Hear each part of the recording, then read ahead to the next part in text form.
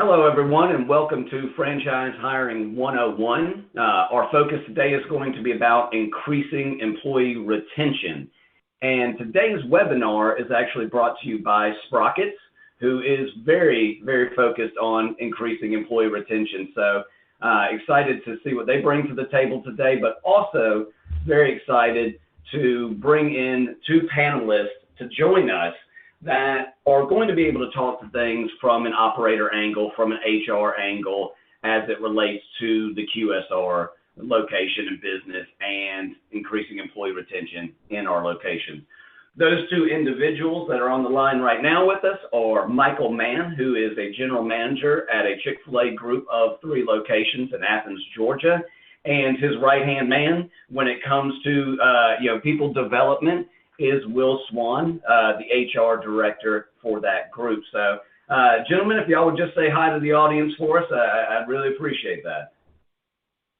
Hey, Chad. Good morning, everybody. Thanks so much. Michael Mann here, reporting in from Athens, Georgia. Really excited to be here, and as always, excited to talk talent, talk restaurant, and just kind of what's going on in the business and the economy right now. And this is Will Swan. Super excited to be here. Really excited to be just kind of sharing our perspective on things, and hope this is helpful for a good number of people. We're happy to be doing this. Yeah, and I know we're very excited about having your expertise on the line. I know we've been working together for quite some time, but I know y'all have been in the biz for far longer than we've been working together, and want to bring all that collective experience to both established and prospective franchisees out there that are jumping in to the QSR space. There's a lot of nuance to how we operate that will be of benefit to you. So, but going into today's message and our topic, it's really important to establish what's the pain going on in the industry. And it's not a new pain. We've talked about it before, and that is turnover. Turnover is estimated right now to be 130% in the QSR space. You can see that one of the individuals that was talking about this was the CFO for Panera Bread.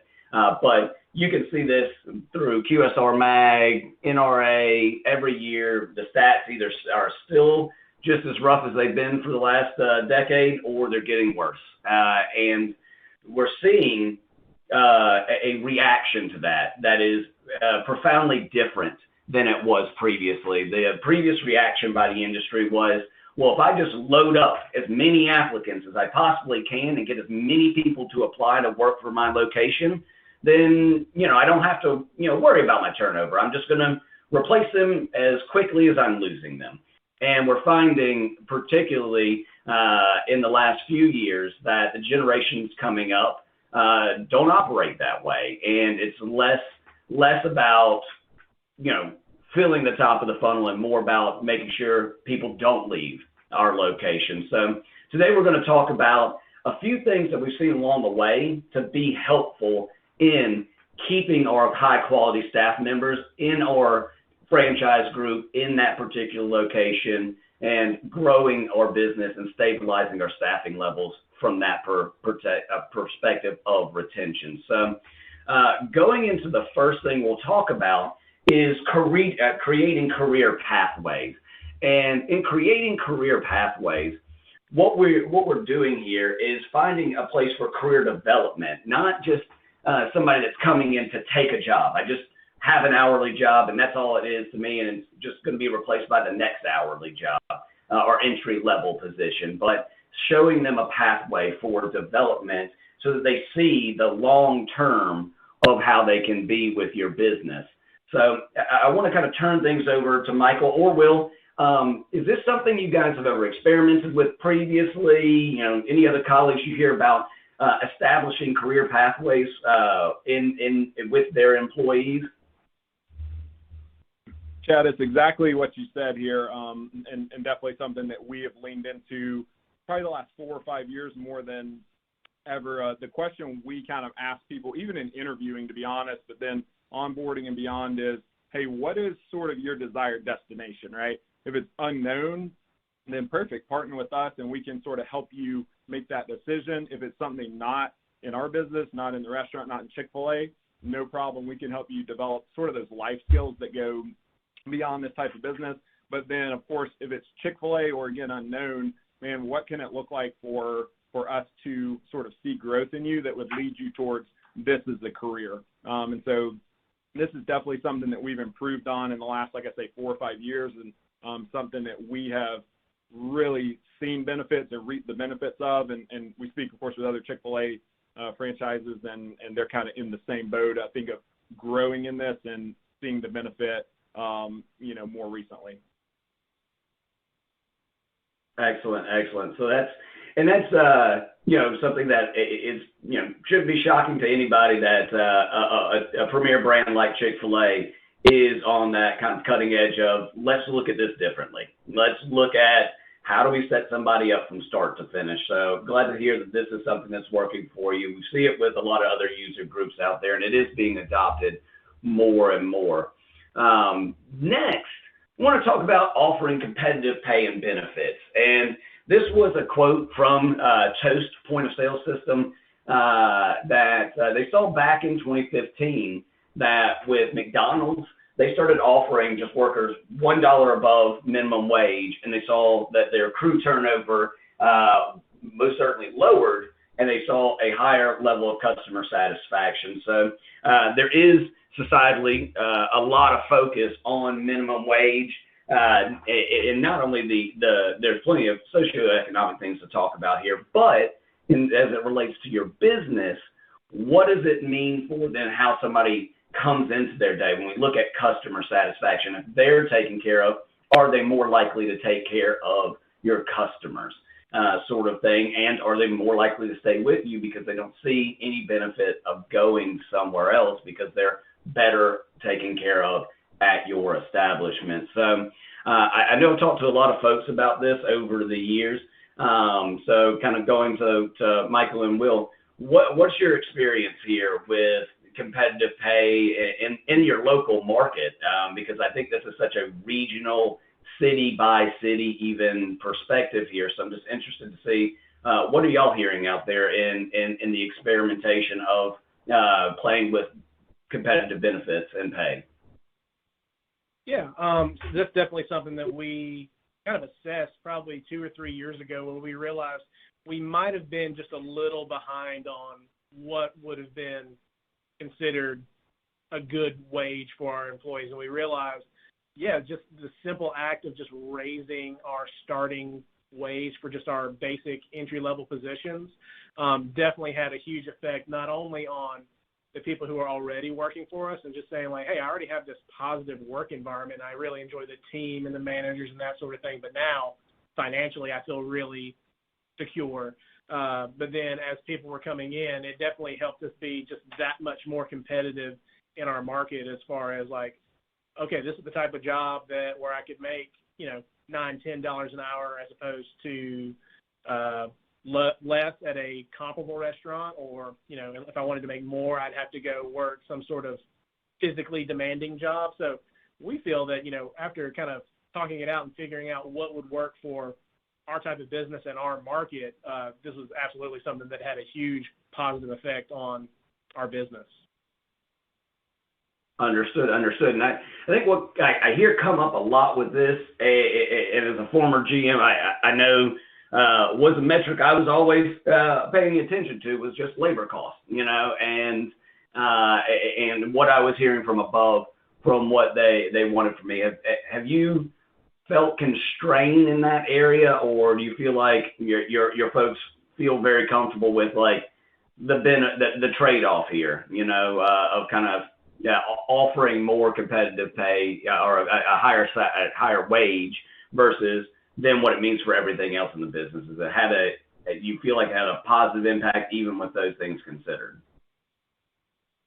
Yeah, Chad, absolutely, for sure. So one of the things, that we obviously spend time and real focus on as we're continuing to raise the wage, like Will said, starting wage and those things, is, of course, building sales, right? And so as we're able to invest in our team, and you even just mentioned it in this, reference to the 2015 McDonald's, as you invest in your team, they then can invest in the customer experience, which then, along with some other factors, can help grow the top line, right? And so continuing to invest in pay, we we have not experienced any sort of a negative effect on the bottom line, even continuing to make these financial investments. And with growing the top line, we've been able to keep it in the exact same range, keep pressure off of our management team, and off of, like you said, that strain that can be felt, by wages if they're increasing. I love to hear that. Like, that's, whenever you jump in and do any one of these things, as we continue to move through this presentation, you always forecast out, like, I believe this is going to be a benefit, but it's comforting to hear that y'all found, much like McDonald's here back in 2015, that it plus plenty of other factors, it's not the only one, are helping affect that top line. So I appreciate hearing from that experience. Next is, we're going to talk about creating a positive workplace culture. And this is something from Forbes magazine, where they're talking about hiring employees that don't mesh well with the existing or desired business.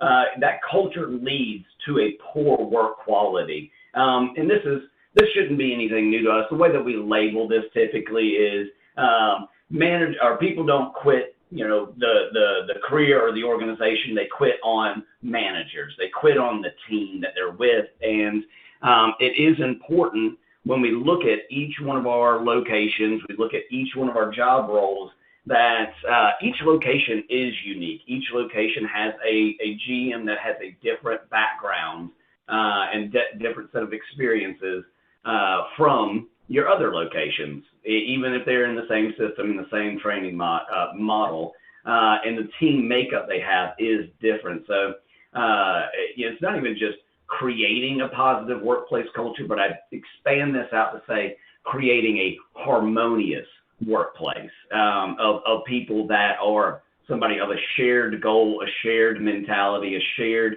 or a complementary communication set is what's important. So I think you'll find that in a lot of businesses out there, where they're always focused on, how does my team communicate? How do they interact with one another? And I'm, of course, as always, going to go back to Michael and Will and be interested to hear, what tactics y'all taken to create these kind of harmonious workplaces that, run like the well-oiled machine that we want them to run like.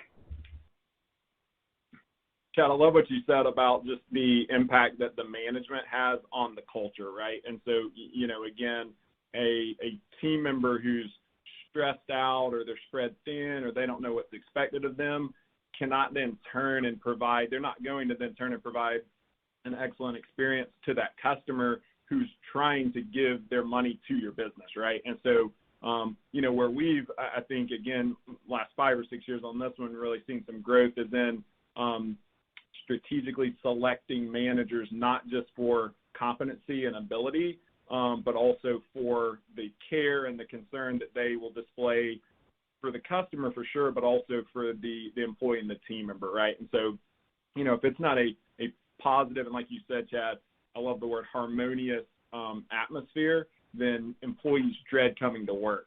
When they dread coming to work, they at best show up and do a bad or mediocre job, but more often than not, they're then, especially if they're talented individuals, going to go searching for a culture that is going to make their life better and not be a stress or a strain on their life. And so to me, and even referencing Gallup, it's the manager, right? And it comes back to whoever that person is directly reporting to. And so in building culture, we now spend our time and focus and financial resources along with selecting the correct team members, because that erodes the culture, but also in selecting and promoting and investing in proper management, who then will provide and create that positive culture and that harmonious culture.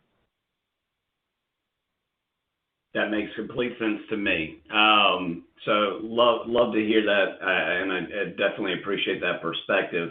And looking to the next, this was kind of a bit of a surprise to me, and I'll be interested to hear what you guys think.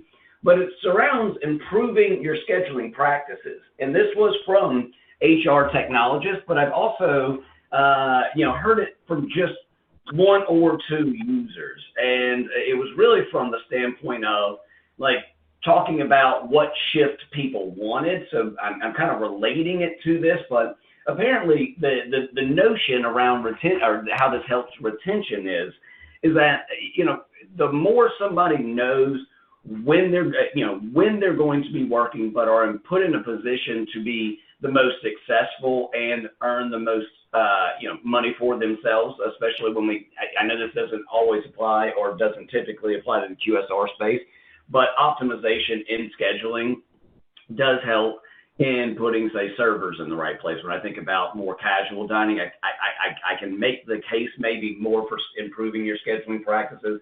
But what we're hearing here is, again, this connectivity of, if they know when they're going to work and they like their schedule, that makes them want to stay there more. And there's always going to be that more desirable schedule, I think, or this more desirable timing of things. So, but I wonder if this maybe even gets into the world of work-life balance in a way. Like if I've got enough variety maybe in my schedule, that myself as an employee would have a more balanced life. I would be able to go do some of the chores and adult responsibility things that I need to do in my off time, and still be able to have good shifts and things of that nature. So this is one that I'll fully admit I don't have a lot of experience with, but I get the notion that if we can keep our employees happy by giving them a great schedule and one that works for their life, they're more likely to stay with us. So maybe Michael or Will, y'all can expand on what HR technologist is trying to get to here. Yeah, absolutely. This is definitely something that, again, it's just in the past 5 years or so that we've been really, really trying to just improve and be as ahead of the game as we possibly can.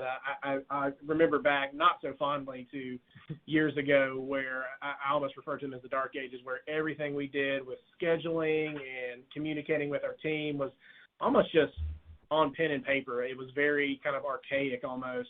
And it worked, but when we realized that there was an easier way to do it by kind of automating everything through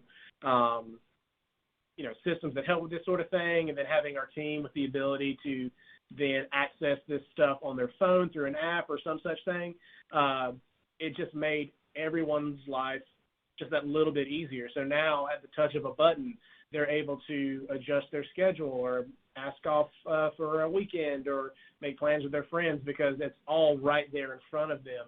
And then that continues to make the lives of the people, actually putting the schedule together easier, because they're not having to look at 10 different pages of requests and, oh, I missed it this week, I'm so sorry. It's all very streamlined and just digestible for everyone involved. And that's definitely had a huge positive impact on our team's experience.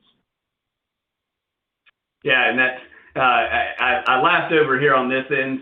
You said like the archaic times of pen and paper, which to me don't feel like that long ago, like paper applications and things like that. But I know they are, and I definitely know it's not as efficient. But it is just funny for an industry that was lo-fi for so long. And I just remember writing on receipts and always writing on a piece of paper something that we are. We're finally shedding our lo-fi ways and making life a little easier on ourselves, and that's probably a good place for me to make a shameless transition into the next thing that we know is helpful for retention. But yes, it most certainly is directly related to what I do day in and day out, and what our organization at Sprockets does day in and day out, and that is applicant matching.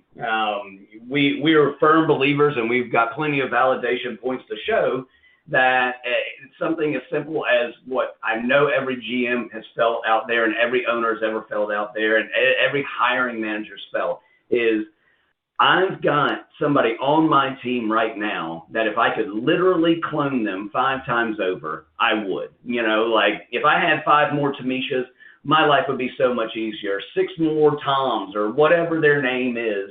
If I had them, I would, my shifts would be a lot easier. Customer satisfaction would go up. They're just my best people. So how do we hire more folks like them?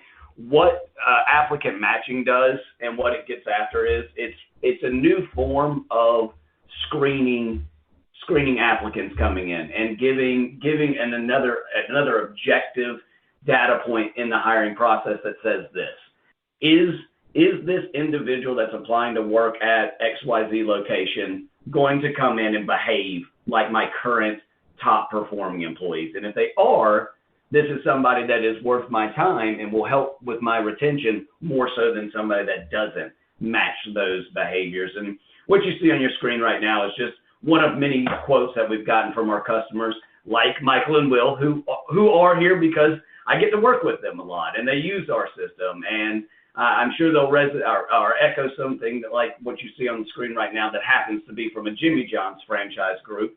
But we are really good at helping provide extra data for making hiring decisions that increase employee retention and help solve this problem of our turnover number going up and up and up. I'll just put here on the background some things that we've been able to help users with, between like spending less time in the hiring process, 90-day retention being improved, the cost savings operationally of reducing turnover. But I shouldn't be the one being the biased person in the room. Of course, I believe that we're great, but I've got two people in the room that have been experiencing it for themselves. So I want to turn to them. And, we talked about a lot of great ways to help impact retention today, which will help on our turnover numbers. But from y'all's side, from Michael and Will, your perspective, what has Sprockets been able to do to help you in that area? And have you been seeing its net effect on your retention? Chad, we are probably your biggest fans, and this is through experience, right, in terms of Sprockets. And so, kind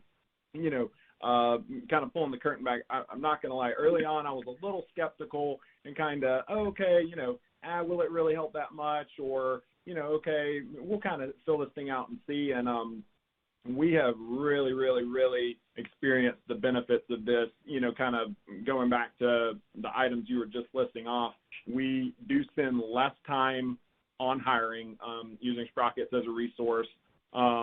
The amount of interviews that we conduct now, we conduct a lower number and at a higher success rate. And when we do have, comparable number of interviews to what we would have conducted, 2 or 3 years ago, then we still experience a higher success rate. And so being able to, our ideal employee at one of our restaurants' name is Katie, to be able to say, hey, how relatable is this person to Katie, has been extremely helpful, and then bring that person in and kind of get to know them, and not only for our sake, but also for that person's sake, right? And so, you don't want to hire someone and stick them in a job or a culture and environment to where they're going to struggle, they're not going to thrive, and it's not going to benefit their lives and, of course, the lives of your customers. And so I could go on and on at length, and, of course, I won't on Sprockets, but I reach out to personal business contacts, and people in my network and give just,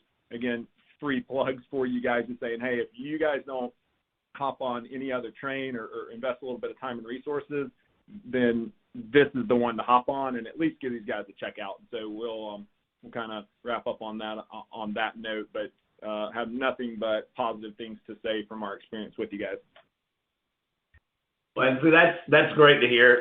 Of course, that's one of the many reasons why I brought y'all in today, is not just your experience, but that I know that you've been a big fan of what we've been doing together. So, and I do appreciate the fact that, yes, we have referrals come in from you guys because they trust folks that are the ones doing the operations day in and day out. You guys are the ones manning the cash register to give a crew member a break so that they can, take a moment, sit down, and have lunch. You guys are the ones running operations day in and day out, seeing the struggles, seeing the successes, and we're proud to be one very small part of that, and very, very thankful for the time of everybody, not only on this particular call as presenters, but those of you that are viewing this.